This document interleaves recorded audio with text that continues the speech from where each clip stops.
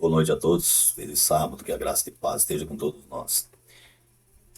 Vamos recapitular, na verdade, fazer uma reflexão do estudo dessa semana e a qual eu achei interessante retomar aqui e gravar um trecho, né?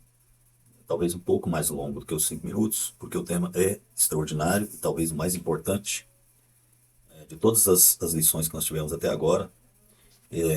A lição desse trimestre, para quem não sabe, está tratando de 1 Coríntios e 2 Coríntios. Com certeza, o texto principal aqui da lição é o que nós vamos fazer reflexão hoje, que é 1 Coríntios 13. O que 1 Coríntios 13 trata? 1 Coríntios 13 trata do amor. Mas interessante, antes de começar a analisar aqui, é importante deixar claro que esse tema amor ele é tratado hoje de maneira até pejorativa, porque é tratado em amor em filme, é tratado de amor em novela, é tratado de amor em poesia, o amor é tratado em discursos políticos, é tratado em comunidades de igrejas entre irmãos, mas o apóstolo Paulo traz aqui outro tipo de amor, e é o amor da qual todo o cristão deve entender na forma mais profunda possível, porque só entendendo o texto e o amor retratado em 1 Coríntios 13 é que nós vamos ser capazes de fazer qualquer coisa ou qualquer obra com a aprovação de Deus. Então, primeira coisa, qual é o fundamento do amor? Qual é a essência do amor? Bom, o amor da qual o apóstolo Paulo está falando aqui é o mesmo descrito por São João 4,8. Aquele que não ama não conhece a Deus, pois Deus é amor. Então, Deus, não é que Deus tem amor. Não é que Deus é cheio de amor. Não, Deus é amor. Ele é. Ele não tem, ou é cheio, ou tem uma grande quantidade. Não, ele é amor. Então, é o primeiro ponto. Segundo ponto. O amor de Deus é o fundamento de toda a criação. Então, quando Deus criou, o próprio ato de criar foi uma expressão do amor de Deus. Porque Deus não faz nada por arbitrariedade. Segundo ponto, Deus não há necessidade alguma dele. Então, quando Deus resolveu a Trindade criar, já foi um ato de amor. Não por uma necessidade sua. Extremamente ato de amor. Outra expressão do amor de Deus, além da criação, e talvez a maior da criação, foi a criação da humanidade. Quando Deus, lá no texto de Gênesis, façamos o homem à nossa imagem e semelhança, homem e mulher os criou. Que Deus, então, está criando a humanidade, homem e mulher.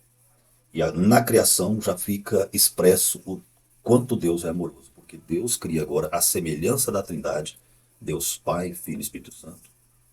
Ou seja, três pessoas diferentes, mas um só. E a expressão disso é que lá na frente, no capítulo 2, no verso 24, Deus fala Adão e Eva é uma só carne. E lá no Testamento fala que o matrimônio é a união de um homem e uma mulher, torna-se uma só carne. Então, algo inexplicável, que só tem uma forma de explicar, quando nós compararmos a semelhança de Deus, da Trindade. Então está aqui porque façamos o homem a nossa semelhança, ou seja, relacional. Um homem, um ser relacional. Outra expressão do amor de Deus, além do ser relacional, no homem, na criação da humanidade. Ele dotou esse ser agora de vontade. Todo ser humano nasce com o potencial de vontade. Mas não ficou só nisso, a expressão ainda aumentou.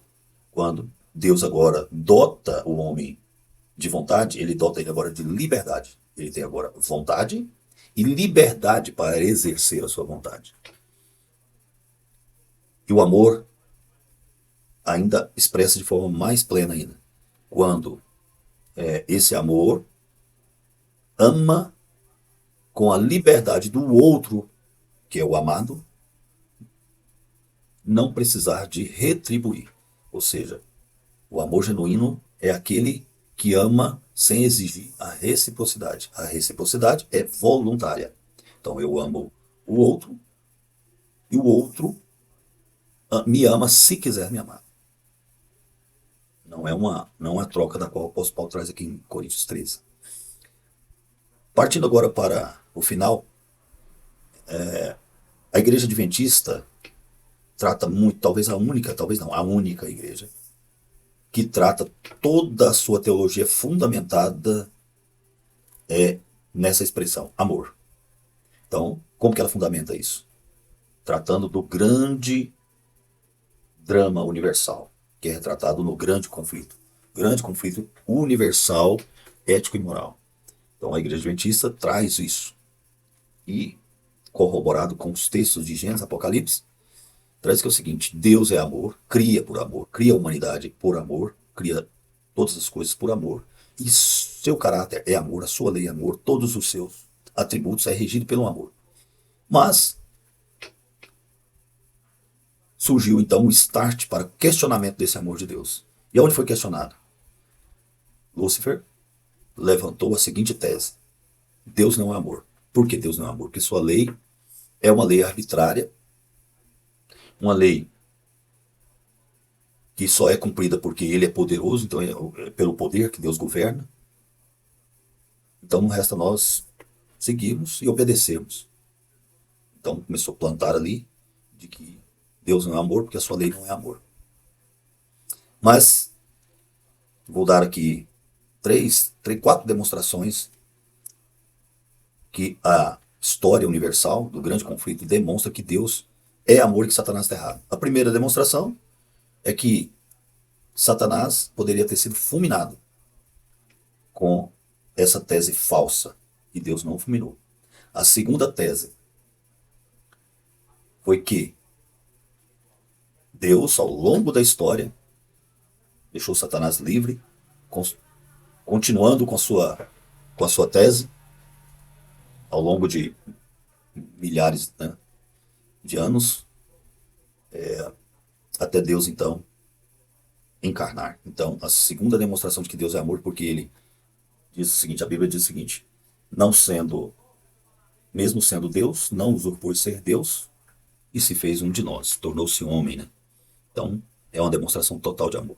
Ele se esvaziou do poder de Deus e voluntariou-se a encarnar e tornar-se um de nós. E o ápice da demonstração foi a sua morte sacrificial na cruz do Calvário.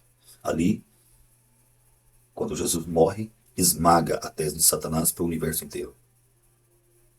Então, Satanás, seus anjos e todo o universo, ficou demonstrado que Satanás estava errado e que Deus é justo, é amor, de maneira indiscutível. Porém, a humanidade ainda continua aqui e Satanás continua pregando a sua tese.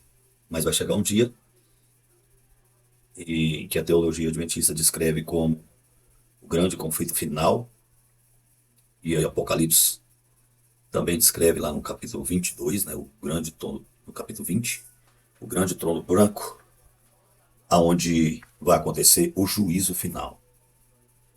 E no juízo final vai ficar demonstrado até mesmo para os ímpios que Satanás enganou, quando eles ressuscitarem, eles vão então reconhecer que Deus é amor e foi justo e que eles vão sofrer a condenação final de maneira justa.